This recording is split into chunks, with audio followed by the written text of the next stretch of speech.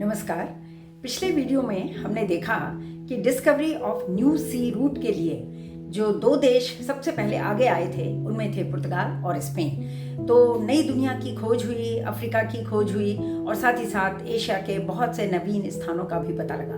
तो ऐसी स्थिति में पुर्तगाल और स्पेन ने अपने कहाँ कहाँ उपनिवेश स्थापित किए और इससे उन्हें क्या आर्थिक लाभ हुए, आज इसी पर चर्चा करते हैं। क्योंकि आपने सुना है कि मार्को पोलो 13वीं शताब्दी में जो वेनिस का यात्री था वह चीन की यात्रा पर गया था और लौटते समय वह भारत पहुंचा था। यहाँ के दक्षिण भारत के पांड्य राजाओं का उसने उल्लेख किया है अपने लेखन में और साथ ही साथ काकतीय डायनेस्टी की रुद्रम्मा देवी का भी वह उल्लेख करता है। उसने भारत के मसालों की, सुगंधित द्रव्यों की, बहुत बेशकीमती यहाँ के जो पत्थर थे और इत्र की बहुत तारीफ की है। तो उसके विवरण को यूरोप वाले बहुत चाव से पढ़ा करते थे, लेकिन अब ये उनके लिए सपना नहीं रह गया था और यहाँ भी वे पहुँच सकते थे। तो आइए, पुर्तगाल ने कहाँ कहाँ अपने उपनिवेश स्थापित किए और क्या आर्थिक लाभ उनको हुआ, इस विषय पर आज चर्चा करते हैं। देखिए, नए सामुद्रिक मार्गों की खोज के कारण पुर्तगाल और स्पेन जैसे छोटे राष्ट्र भी सुपर पावर बन गए। बात करें पुर्तगाल की तो उन्होंने अफ्रीका में अंगोला में 1575 में अपनी बस्ती बसाई। इसके बाद मोजाम्बिक, गिनी बिसाऊ, केप वर्डे में अपने उपनिवेश स्थापित किए। यहाँ के कोस्ट ने पुर्तगालियों को एक स्ट्रेटेजिक लोकेशन प्रदान की। अफ्रीका के सेटलमेंट के बाद पुर्तगालियों ने अफ्रीका के विभिन्न संसाधनों जैसे सोना, हाथी दांत, मसाले, खनिज आदि का दोहन किया। लेकिन सबसे अधिक लाभ उन्होंने यहाँ कमाया अफ्रीका से दासों के व्यापार से, जो अमेरिकन उपनिवेशों में काम करने के लिए भेजे गए। पुर्तगाली 1500 ईस्वी में ब्राजील पहुंचे। कुछ संघर्ष के बाद उन्होंने यहाँ अपनी स्थायी बस्ती बसाई। एक अत्यंत महत्वपूर्ण जानकारी निकलकर सामने आती है कि पुर्तगाली पुरुषों एवं नेटिव अमेरिकी महिलाओं के संबंधों से मिक्स्ड रेस की फर्स्ट जनरेशन, जिन्हें मामेलुकोस के रूप में जाना जाता है, इसने ब्राजील के विस्तार में महत्वपूर्ण भूमिका निभाई। वे पुर्तगालियों की तुलना में अधिक एक्टिव और लड़ाकू थे। जंगलों में वे पेनिट्रेट कर गए। उन्होंने दासों को सिक्योर किया और पैराग्वे नदी के हेड वाटर्स यानी उद्गम तक पहुंचे, जिससे आगे चलकर दक्षिण अमेरिका में एक मजबूत उपस्थिति उन्होंने दर्ज की। यहाँ यह जानना महत्वपूर्ण होगा कि पुर्तगालियों ने ब्राजील में अफ्रीकी दासों का भरपूर उपयोग किया। ब्राजील में उन्होंने चीनी को एक कमोडिटी के रूप में स्थापित किया। शुगर प्लांटेशन में काम करने वाले दासों के ओनर्स उन्हें बहुत बुरी तरह से ट्रीट करते थे।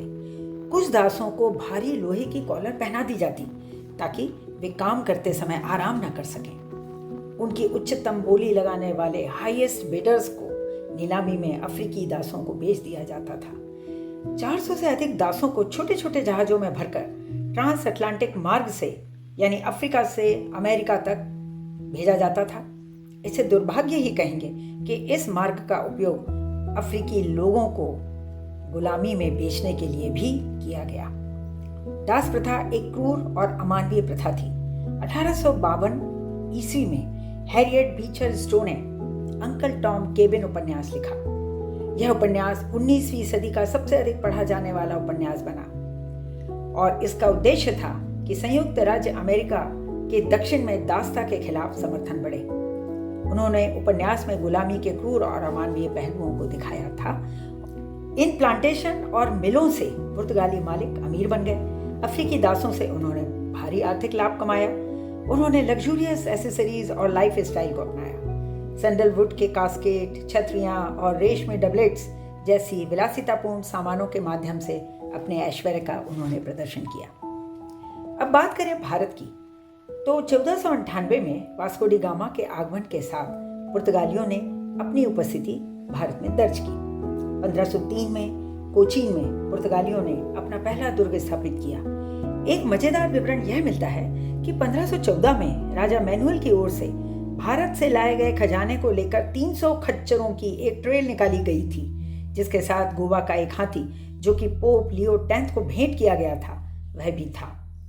1510 में गोवा बीजापुर के शासक से छीन लिया गया और इसे उन्होंने अपनी राजधानी बनाई। गोवा, दमन और दीव पर वे 1961 तक शासन करते रहे। 19 दिसंबर 1961 को भारतीय सैन्य कार्यवाही के बाद पुर्तगालियों ने आत्मसमर्पण किया और इन क्षेत्रों का नियंत्रण भारत को सौंप दिया।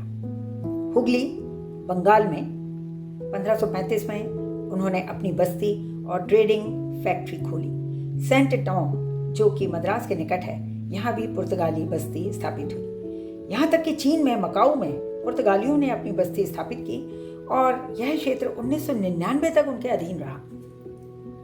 पुर्तगालियों को व्यापारिक दृष्टि से सबसे अधिक लाभ भारत में हुआ। भारत के मसाले, कपड़ा और जड़ी बूटियां प्रसिद्ध थे।